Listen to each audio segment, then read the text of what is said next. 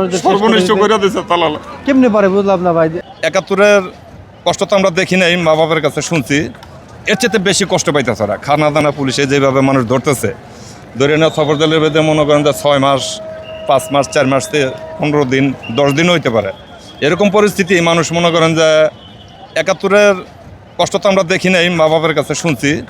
এর চেয়ে বেশি কষ্ট পাইতেছে ওরা। খানা দানা কোনো কিছু নেই, খালি গায়ে পড়ে রয়েছে, মশা কামড়ে সারবোকা কামড়াইতেছে বাংলাদেশি ভাইরা বাংলাদেশি ভাইয়েরা। বলেন আমাদের মনে করেন যে বাংলাদেশের যে দূতাবাস আছে কোনো খবর নিতেছে না, কোনো খবর নেয় না। তারপর তো ঠেলে ঠেলে প্রতিদিন 2000 মানুষ যায় ভাই। মানুষ যাইতেছে ভাই, কেন মানুষ যাইতেছে? কোন যাইতেছে। আশায় যায়? ওই যে দালালের মিষ্টি কথা আপনি কি বলে নিয়েছিল? আমার বললে নিচ্ছে যে এই মাইক্রো দিয়া সাইডের লোক নামা দিয়ে আসবো, সাইডে থেকে আবার লোক নিয়ে আসবো। আচ্ছা আচ্ছা, আমার ডিউটি এটাই 2600 রিয়াল বেতন, ডিউটি 8 ঘন্টা।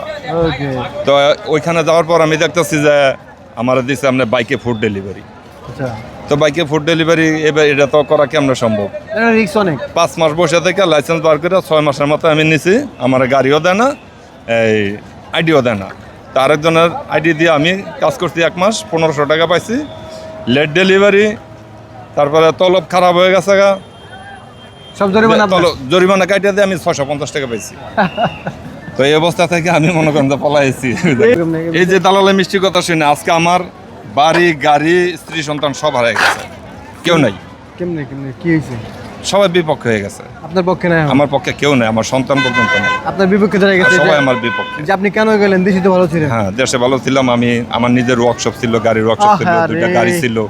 দালালে কি ধরাটা দিছে ভাই? আমার এরকম 2টা গাড়ি ছিল। আমরা একটা ঘটনা শুনলাম ভাইয়ের কাছ আমি থেকে। বাইক নিয়ে 2টা গ্যারেজে দেখাশোনা করছি ভাই। আহারে খুব কষ্ট লাগে।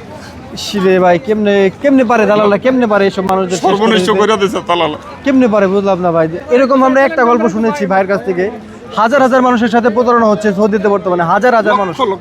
তারপরেও প্রতিদিন মানুষ পাগলের মতো যাইতেছে, 2000 মানুষ 3000 আমার মতো মানুষ। কষ্ট যেন কেউ না করুক, আমি সবার কাছে অনুরোধ জানাইতেছি।